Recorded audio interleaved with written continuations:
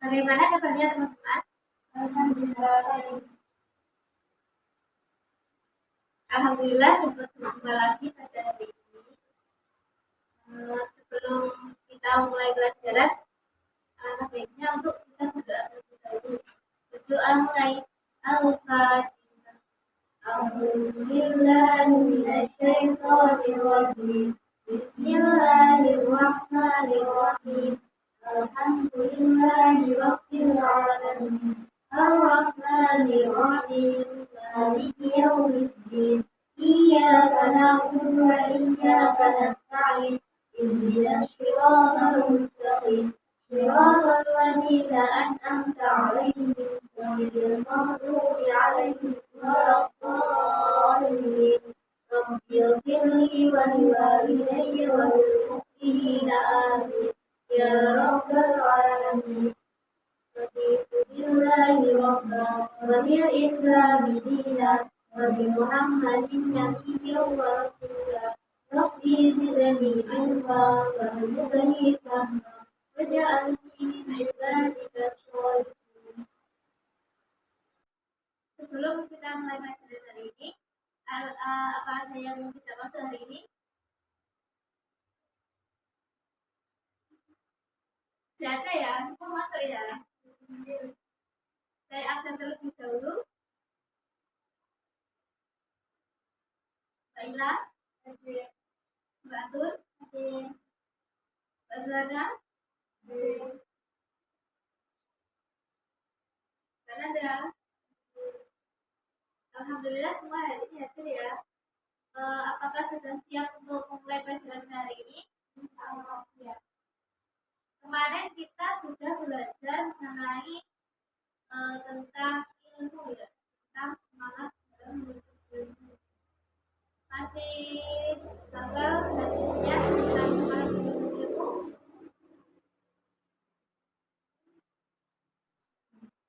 Saya menghafal hadisnya.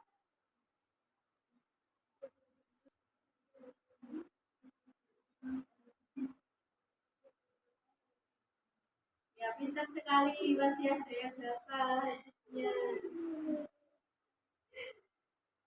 Untuk sekarang kita akan belajar mengenai adab dalam membaca Al-Quran dan adab dalam berdoa. Saya akan membacakan kompetensi dasar dan indikator pencapaian kompetensi ini. Kompetensi dasar dari sebab ini yaitu yang pertama menghayati adab dalam membaca Al-Quran dan adab berdoa. Yang kedua mengamalkan perilaku istiqomah sebagai implementasi adab membaca Al-Quran dan adab berdoa. Yang ketiga menerapkan adab membaca Al-Quran dan adab berdoa. Dan yang terakhir mempraktikkan adab membaca Al-Quran dan berdoa. Untuk indikator pencapaiannya yaitu mengamalkan adab membaca Al-Quran dan berdoa. Yang kedua menjelaskan pengertian adab membaca Al-Quran dan adab berdoa. Yang ketiga menjelaskan mengenai adab-adab membaca Al-Quran dan berdoa yang baik dan benar. Selanjutnya menunjukkan contoh hikmah mengamalkan adab yang baik dalam adab membaca Al-Quran dan berdoa. Dan yang terakhir mempraktekkan adab-adab dalam membaca Al-Quran dan berdoa. Lalu tujuan dari pembelajaran pada pagi hari ini untuk peserta didik itu apa? Tujuannya yang pertama yaitu peserta didik diharapkan untuk mampu menjelaskan adab dalam membaca Al-Quran dan adab dalam berdoa. Dan yang kedua, peserta didik dapat menghayati adab membaca Al-Quran dan adab berdoa. Ketiga, peserta didik dapat terbiasa menerapkan adab membaca Al-Quran dan berdoa. Dan yang terakhir, peserta didik dapat memahami adab dalam membaca Al-Quran dan adab dalam berdoa. Langsung saja kita menuju materi tentang sebelum kita ke adab membaca Al-Quran, alangkah baiknya kita mengetahui mengenai pengertian Al-Quran terlebih dahulu. Silakan membaca. Saya beri waktu sebentar untuk membaca.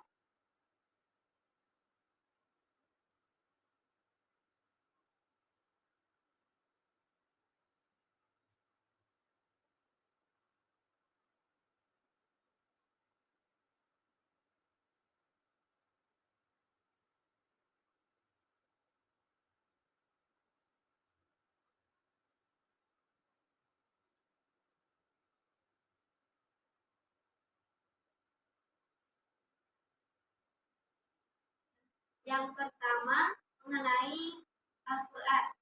Apa itu artinya Al-Quran? Al-Quran secara bahasa di sini berasal dari kalimat qoro'a yaqra'u yang artinya bacaan.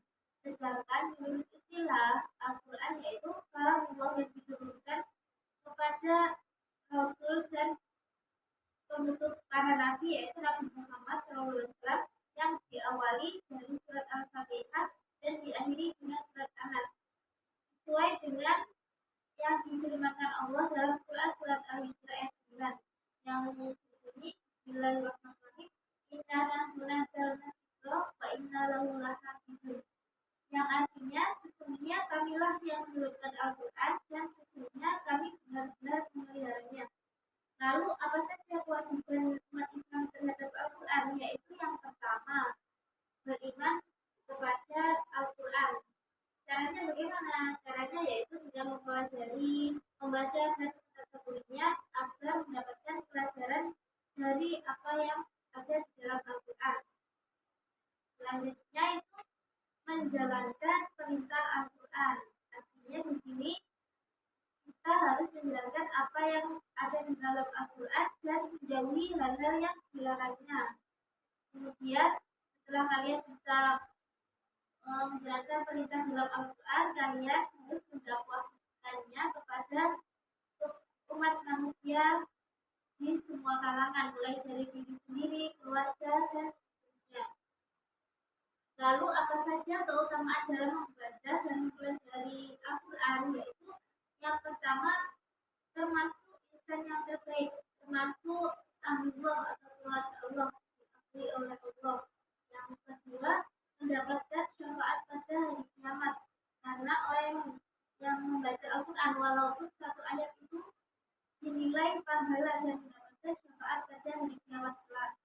Yang ketiga akan memperoleh derajat yang tinggi dan yang keempat akan bisa melembutkan hati orang yang membaca Al-Quran. Selanjutnya kita masuk kepada adab-adab dalam membaca Al-Quran. Apa saja adab-adabnya? Yang pertama yaitu niat dan ikhlas karena mencari ridha Allah. Jadi niatkanlah membaca Al-Quran itu dengan niat yang ikhlas karena Allah semata, bukan karena ingin pamer atau riya. Karena membaca Al-Quran itu termasuk ibadah walaupun hanya satu ayat saja. Yang kedua yaitu dalam adab membaca Al-Quran harus khusyuk, tenang, dan sopan. Dalam membaca Al-Quran itu hendaknya kalian konsentrasi ketika membaca yang dengan khusyuk, tenang, dan sopan serta tidak tergesa-gesa agar kalian dapat memahami atau menghayati dan memikirkan atau mengkategori arti-arti dalam Al-Quran tersebut. Yang ketiga, hendaknya kalian membaca Al-Quran itu di tempat yang suci, terutama di dalam masjid, sebagai upaya untuk memakmurkan masjid. Jadi ketika membaca Al-Quran itu harus bertempat di tempat yang suci. Selanjutnya yaitu membaca Al-Quran dengan sebelum membaca itu dengan doa isti'adzah yang doanya itu untuk meminta perlindungan kepada Allah dari godaan setan. Selanjutnya yaitu membaguskan suara. Dalam membaca Al-Quran itu seorang muslim hendaknya membaguskan suara, tapi tidak sampai melewati batas riya atau ingin hanya dilihat orang lain.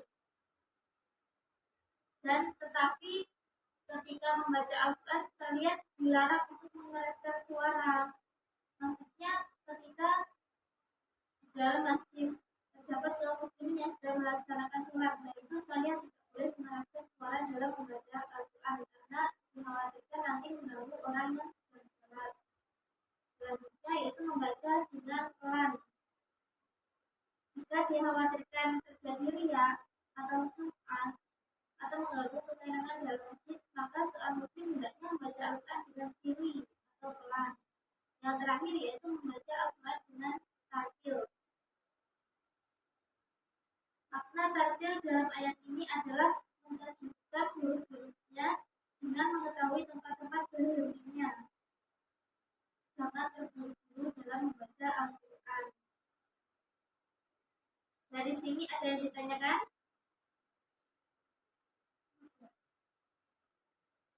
Paham semua?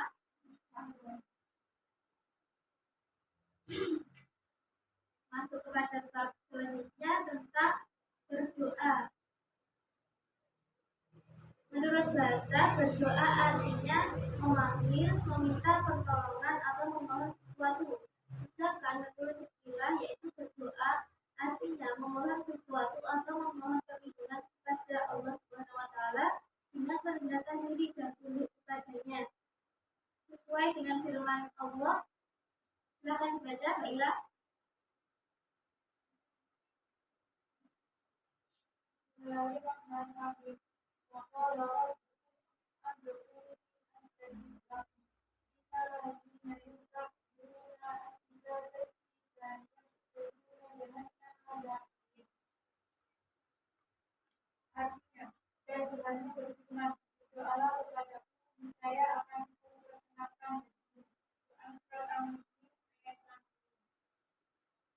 Paham ayat ini? Ayat ini menjelaskan mengenai siapa saja umat muslim yang berdoa kepada Allah itu diperbolehkan, apa saja bentuk doanya itu diperbolehkan. Meskipun tidak memakai bahasa Arab juga diperbolehkan berdoa kepada Allah. Lalu apa saja manfaat dalam berdoa? Manfaatnya yaitu yang pertama, terhindar dari keputusasaan karena selalu berharap Allah memberikan sesuatu yang diinginkan. Ya nggak bisa langsung, kamu ingin ini nggak bisa langsung terwujud. Jadi bertahap. Yang kedua, terhindar dari sifat sombong dan takabur. Selanjutnya, menjadikan hati menjadi tentram dan tenang dan merasa dekat dengan Allah, serta Allah akan menyediakan tempat yang mulia di sisi Allah. Lalu tata cara berdoa itu bagaimana? Yaitu yang pertama, dimulai dengan pujian kepada Allah dan selawat kepada Nabi Muhammad. Biasanya itu yang pertama dengan Alhamdulillah, lalu dengan selawat kepada Nabi Muhammad. Selanjutnya yaitu dilakukan dengan serius sambil mengangkat kedua tangan.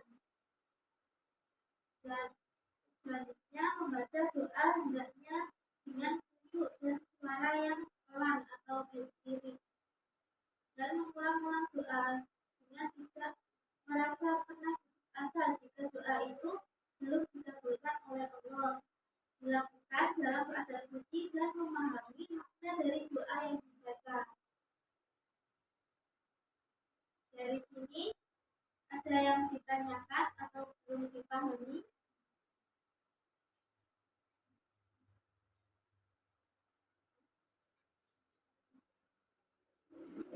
Sudah paham semua?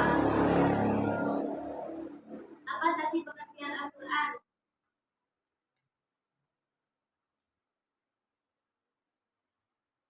Apa Mbak Ila belum?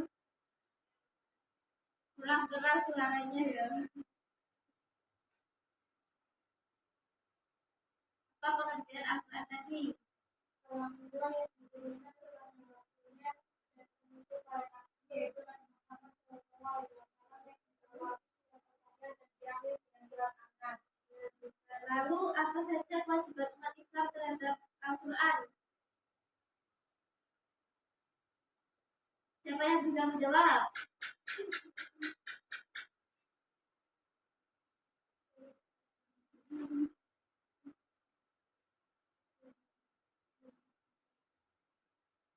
Apa Mbak Ila? Kewajiban umat Islam terhadap Al-Quran pakai bahasanya sendiri. Wajib mempelajari ya, mempelajari menjalankan perintah yang tidak yang akan dibuat ya benar.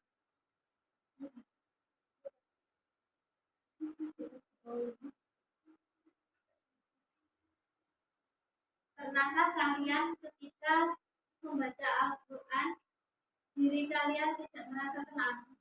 Pernahkah? Karena apa?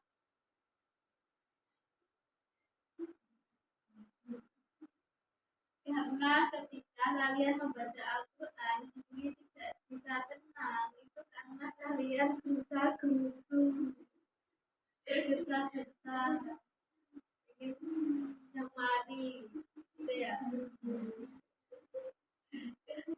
Kan sudah dijelaskan di sini ada pada dalam Al-Quran itu harus dilakukan dengan penuh konsentrasi, duduk, tenang, dan dengan sopan. Jadi jangan tergesa-gesa ya dalam membaca Al-Quran. Lalu pernahkah kalian ketika berdoa ingin sesuatu langsung doanya itu kayak memaksa Allah untuk mewujudkannya? Pernah?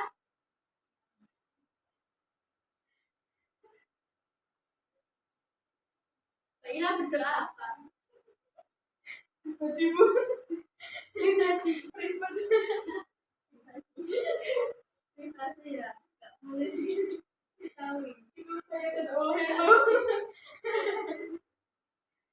padahal berdoa itu harus tidak boleh memaksa Allah, tidak boleh merasa tidak putus asa, tidak boleh. Kalau doa itu belum dikabulkan, ditulis kalian ulang-ulangi terus doa itu. Ada berdoanya yaitu yang pertama dengan Alhamdulillahirobbilalamin, Allahumma sholli ala sayyidina Muhammad. Terakhirnya juga diingatkan itu. Dari sini ada yang belum dipahami lagi.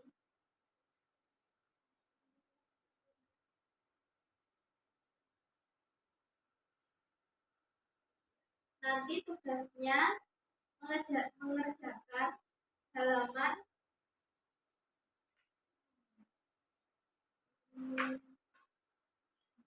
170.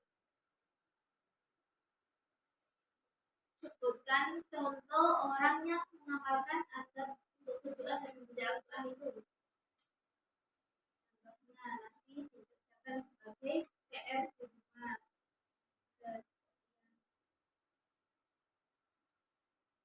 Sudah cukup hari ini? Apa ada yang masih bingung?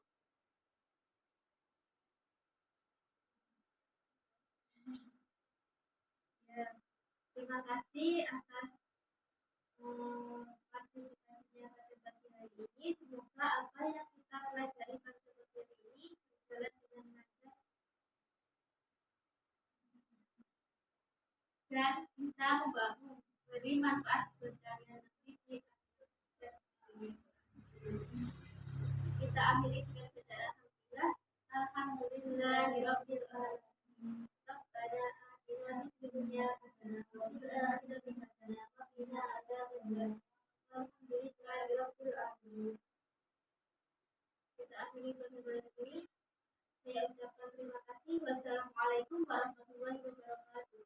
Waalaikumsalam warahmatullahi wabarakatuh.